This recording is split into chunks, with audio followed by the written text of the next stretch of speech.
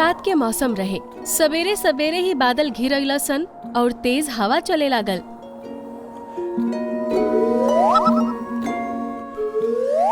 अरे वाह, बारिश आवे वाला बा। अब तब बहुत मजा आई। रामू हाथी, लोमड़ी, लकड़बग्घा, मोंटू बंदर, कालू भालू, जेब्रा सब बहुत खुश रहन स। तभी जोर से बादल गरजला सन और बारिश शुरू हो गई। ये कितना ठंडा पानी बा। जहाँ एक तरफ सब जानवर बारिश के मजा लेवत रहन स, वहाँ में दूसरा तरफ पंछियन के मुसीबत रहे। तीनों चिड़िया अपन बच्चा के साथे आराम से सुतल रहे। तभी ओकरा घोंसला में पानी आवे लागल। अरे अरे, इस सुबह सुबह इतना पानी कहाँ से आवे लागल? वो दोनों उठलसन तो देखलसन कि बारिश होखता। ओह, इतना तेज बारिश! हमार घोंसला में तो पानी बहुत तेजी से भरता। उठ जा मुन्ना। बेचारा अपन ही घोंसला से बाहर निकलसन और पेड़ के मोटा डाली के नीचे बैठ गइलसन। दूसरा तरफ चिंकी मैना के भी इहे हाल रहे। ओकर घोंसला काफी बड़ रहे और ओकरा अंदर पानी लबालब भर गल रहे। अरे अरे चिंकी के पापा, सब बाहर निकला जा, कहीं घोंसला गिर न जाए। ओकनी के बाहर आवत ही ओकनी के घोंसला ओकनी के सामने ही नीचे गिर गइल। हे भगवान! जब तक बारिश होखत रहल, यही तरह पक्षियन के परेशानी होखत रहल। दोपहर के जब मौसम खुलल त सब शेर खान के लगे इकट्ठा भइलसन। शेर खान, बारिश के मौसम में हमनी के सब पक्षी बहुत परेशान रहे नीजा। आपके हमनी खातिर कुछ करे के पड़ी। हम भला बारिश से मुकाबला कैसे कर सकतानी? बारिश तक कुदरती चीज बा। हम ना ही ओके रोक सकतानी और ना ही उसे लड़ सकतानी। तभी मोंटू बंदर कहलस, भले ही तू लोग राजा शेर खान के चुन ले होखा, लेकिन हम अगर एकरा जगह होती तो हम तारा लोगन के परेशानी जरूर दूर कर देती। ये सुन के सब जानवर और पक्षी ओकरा तरफ बहुत गुस्सैल नजर से देखे लगलन स। तभी फिर से बादल घिरइलसन और सब अपन अपन घरे चल गइलसन। शेर खान भी सोच में डूबल बारिश में भीगत भीगत आगे बढ़ गइल। कुछ कदम बढ़ावला पे शेर खान के एगो ट्रक नजर आइल। उ ट्रक से एगो डाकू बाहर निकलल। हाँ, आज तब मजा आ गईल। एगो ट्रक लुटनिया, जरूर एमे महंगा महंगा आइटम होई जेकरा बेच के हम माला माल हो जाई। लेकिन पहले एगो शिकार करके पेट पूजा कर लेल जाओ। ई त शिकार करे के चाहता। हम एकरा अपन जंगल के एगो भी जानवर के ना मारे देहब। तभी शेर खान ओकरा पे झपट पड़ल और ओकरा के खत्म कर देलस। शेर खान पेट भर के ओकर मांस खइलस और फिर वहाँ से चल गइल। तभी मोंटू बंदर वहाँ आइल। अरे अरे, ई त ट्रक बा, लेकिन ई ट्रक जंगल में का कर रहल बा? वो कुछ सोचलस और ट्रक के अंदर घुस गइल। ट्रक के अंदर रखल हजारों छतरियन के देख के ओकरा आँख में चमक आ गइल। मोंटू बंदर एगो छतरी के लेके जंगल की ओर चल देलस। बारिश तेज होखत रहे और सब पक्षी अभी भी परेशान रहन स। कुछ जानवर तीनों चिड़िया के पेड़ के नीचे खड़ा रहन स। तीनों बहन, तहार घोंसला पानी से भर गइल बा, अभी गिरे वाला बा। इसे बाहर निकल जा। ना, हम एकरा अंदर से ना निकलम। हमरा निकलला पे ही नीचे गिर जाई। तभी मोंटू बंदर वहाँ पहुँचल और कहलस, परेशान भइला के कौनो जरूरत नहीं है। अब मोंटू बंदर आ गइल बा। ई बारिश हमरा जंगल के पक्षी के कुछ भी नहीं है बिगाड़ सकत। मोंटू बंदर छतरी खोललस और तीनों चिड़िया के घोंसला के ऊपर रख देलस। अब पानी बिल्कुल भी घोंसला पे ना आवत रहे। धीरे धीरे पानी घोंसला से बह गइल और ई देख के सब खुश हो गइलसन। अरे वाह मोंटू बंदर, ई का जादुई चीज लेके आइल बड़ा। ई ता बारिश के पानी के बिल्कुल रोक देलस। ई चीज के छतरी कहल जाला।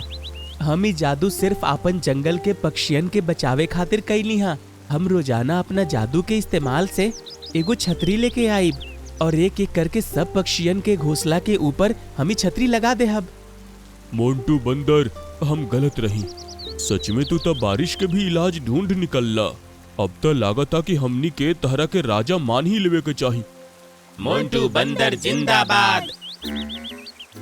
तभी शेर खान भी वहाँ आ पहुँचल। ये सब का चल रहल बा?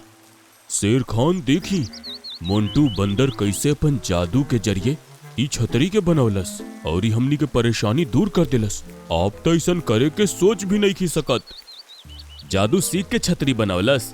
शेर खान के छतरी देख के समझ आवत रहे कि मोंटू बंदर जरूर जानवरन के बेवकूफ बनावता, पर ऐसन करके वो पक्षियन के परेशानी दूर करत रहे। यही खातिर वो कुछो न कहलस। अब सब जानवर और पक्षी मोंटू बंदर के मान देवे शुरू कर देलसन।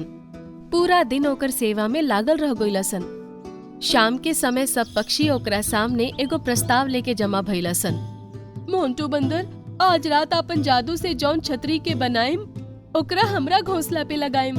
हमार घोंसला के बारिश के वजह से बहुत बुरा हाल बा। जरूर मैना, सुबह तक हम तहार परेशानी के दूर कर दे। अब रात ठीक 12 बजे मोंटू बंदर फिर से ट्रक के लगे पहुंचल और एगो छतरी ओकरा में से निकाल लेलस। सबेर होखला पे बारिश शुरू भइल तो मैना के घोंसला पे गइल और ओकरा ठीक ऊपर छतरी लगा देलस। मोंटू बंदर राजा के जय हो, मोंटू बंदर राजा के जय हो, मोंटू बंदर राजा की जय हो। मोंटू बंदर राजा की जय हो। शेर खान उन्हें खड़ा होके ई नजारा देखत रहे। इतना सारा पक्षियन परेशान बारे, लेकिन एक रात में ही एक ही छतरी लेके आवेला। आज देखे के पड़ी कि आखिर कौन जादू के बात कर रहल बा। वो रात शेर खान मोंटू बंदर के पीछा कइलस और ओकरा पता चल गइल कि मोंटू बंदर ट्रक से छतरी उठा के ले आवता। ई देख के शेर खान मुस्कुराए लागल। अगला सुबह तेज बारिश में मोंटू बंदर फिर से एगो छतरी लेके आइल और कई पक्षी ओकरा सामने खड़ा रहन स। ई बा हमर महानता, आज हम एगो और पक्षी के परेशानी दूर करे जा रहल बानी। मोंटू बंदर महाराज, ई छतरी हमरा के दे दा। तभी शेर खान वहाँ आ गइल। आज सिर्फ एगो पक्षी के छतरी ना मिली। हमरा जंगल में जितना पक्षी बारे, आज सब के घोंसला के ऊपर हमरा तरफ से एक एक छतरी लगावल जाई।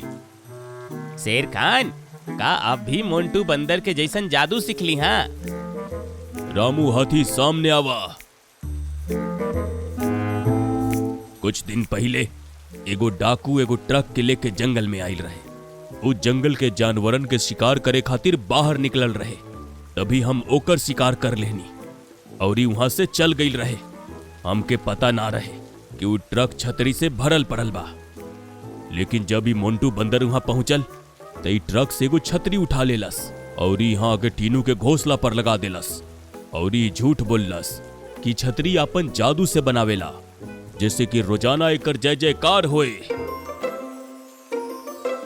मोंटू बंदर, तू चाहता था एक ही दिन में सब छतरी दे के पक्षियन के भलाई कर सकत रहला, लेकिन तू जो हमनी के बेवकूफ बनवला हा, ये बिल्कुल भी ठीक ना कैला। तो के एकर सजा जरूर मिली ना। तभी कालू भालू और हिरन मोंटू बंदर के दोनों हाथ पकड़ लेलसन और फिर सामने से गैंडा भाग के आइल।